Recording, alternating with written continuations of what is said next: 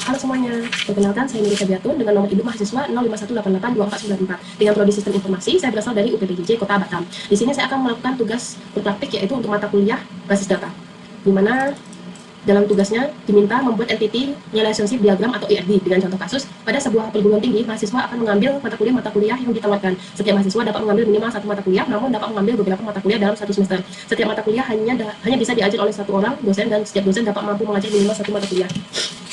Dalam membuat entity relationship diagram ERD-nya terdapat beberapa tahapan. Itu saya sudah membuat tahapan-tahapan yang harus dilakukan, di mana tahapan pertama yaitu mengidentifikasi dan menetapkan seluruh entity yang terkait. Untuk melakukan identifikasi seluruh entity, maka perlu memahami setiap kalimat dari contoh kasus yang tadi. Dari contoh kasus yang ada, terdapat 3 entitas, yaitu mahasiswa,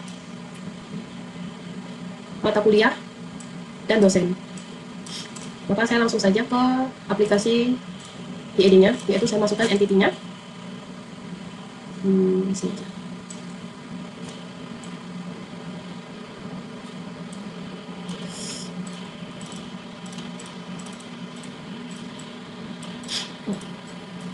Untuk entitas yang pertama yaitu mahasiswa, entitas yang kedua mata kuliah, untuk entitas yang ketiga itu sebagai dosen.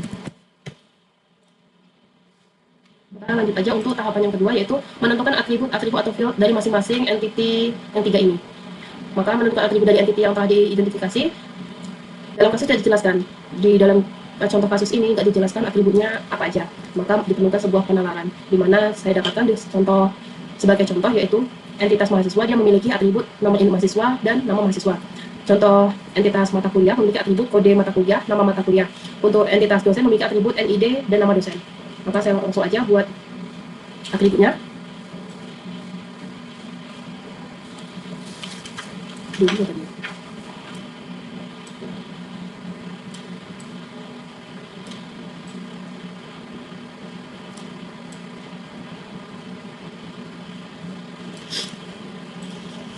Mahasiswa memiliki atribut nama mahasiswa.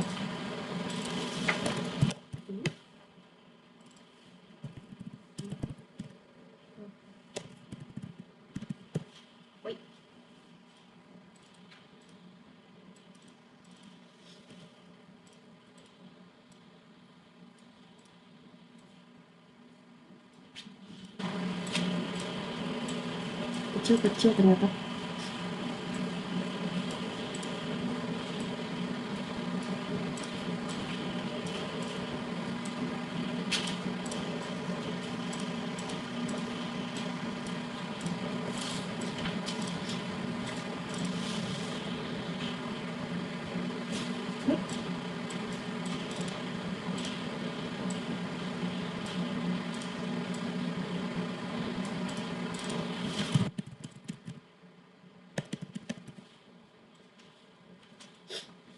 Untuk mata kuliah atributnya kode MK dan nama mata kuliah.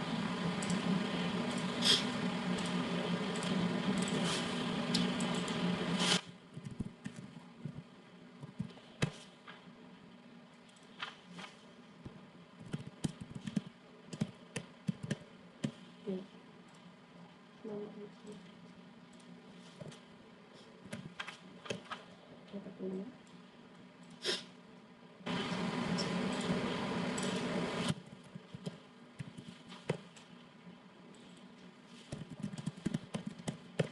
Nah, untuk atributnya ini sudah saya buat.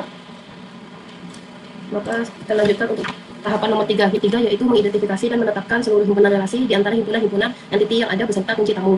Setelah mendapatkan entity dan atribut, tahapan selanjutnya yaitu melakukan identifikasi relasi yang memungkinkan beserta kunci tamunya. Dalam menentukan relasi, salah satu cara untuk memudahkan adalah dengan membuat matriks relasi. Sebagai contoh matriks relasinya yaitu ini tabel matriks relasi yang telah saya buat, yaitu di tabel ini memungkinkan antara setiap entitas. Cara membaca tabel matriks relasi yaitu bisa dari kiri ke kanan. Sebagai contoh, mahasiswa dengan mata kuliah, maka relasinya yaitu registrasi.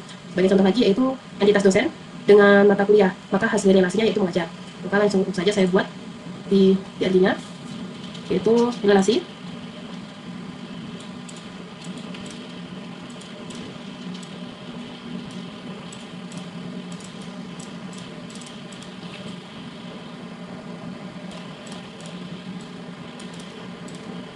mahasiswa dengan mata kuliah, maka relasinya adalah registrasi.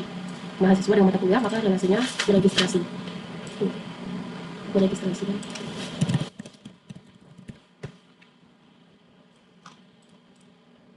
Untuk dosen dan mata kuliah, relasinya yaitu mengajar.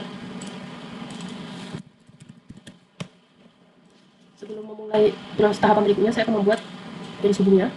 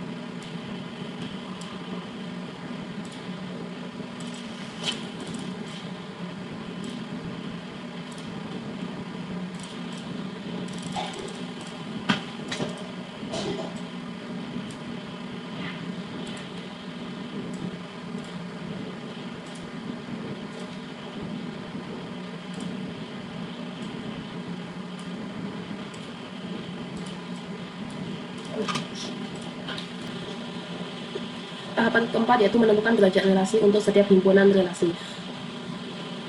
Untuk menambah relasi, maka dapat melihat pada tabel matriks relasi sebelumnya, yaitu berikutnya adalah sesuai dengan tahapan keempat, di mana penambahan derajat kardinalitas. Dalam penambahan derajat kardinalitas, maka harus memahami kasus antar entity.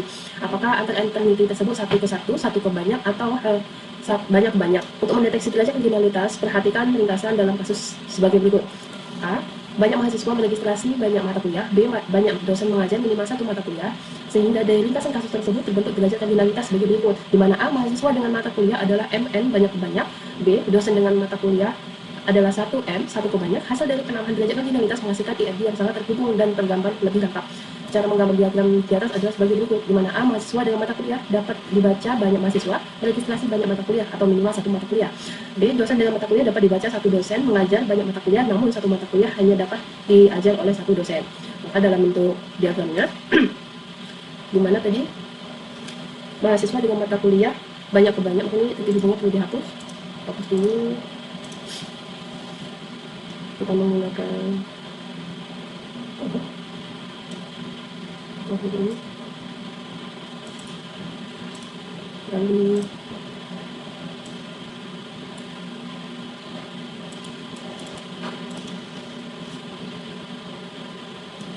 selanjutnya,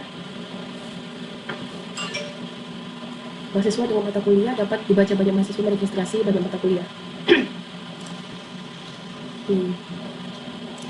Kita hapus dulu.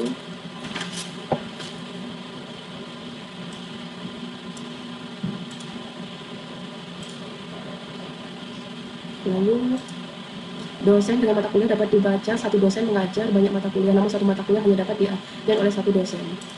Berarti satu dosen itu hanya bisa mengajar satu mata kuliah. Maka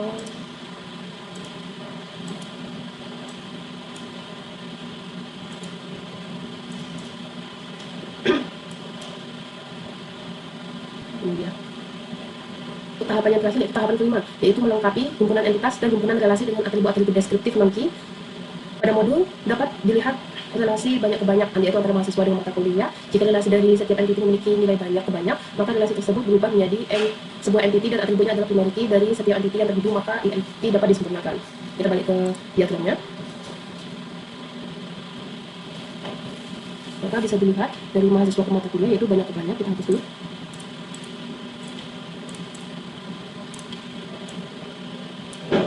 Kita selesai. Seperti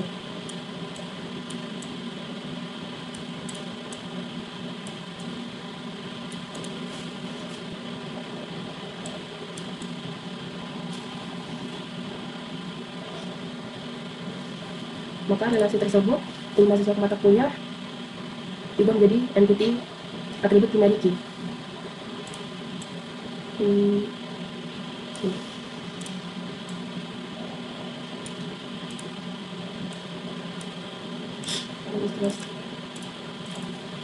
Maka kita buat registrasi mata kuliah.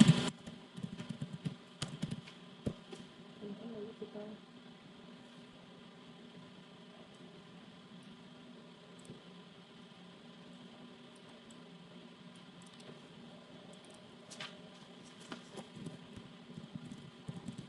kita registrasi.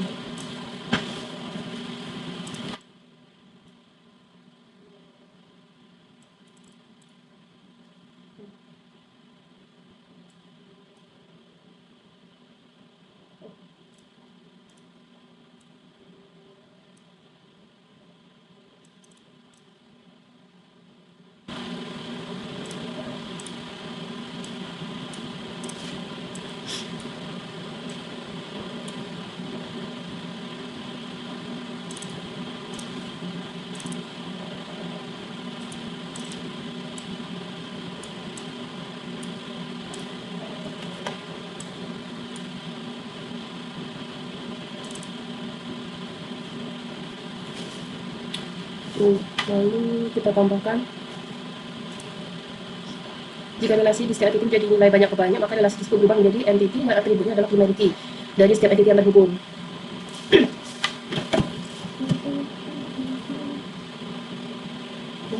Atribut primary key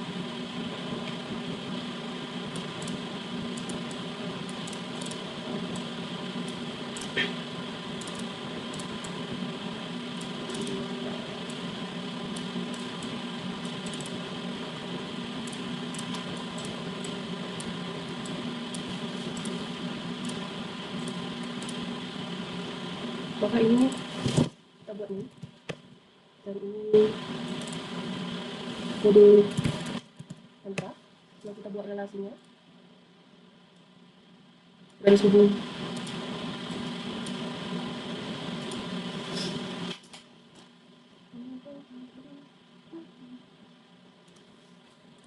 itu kita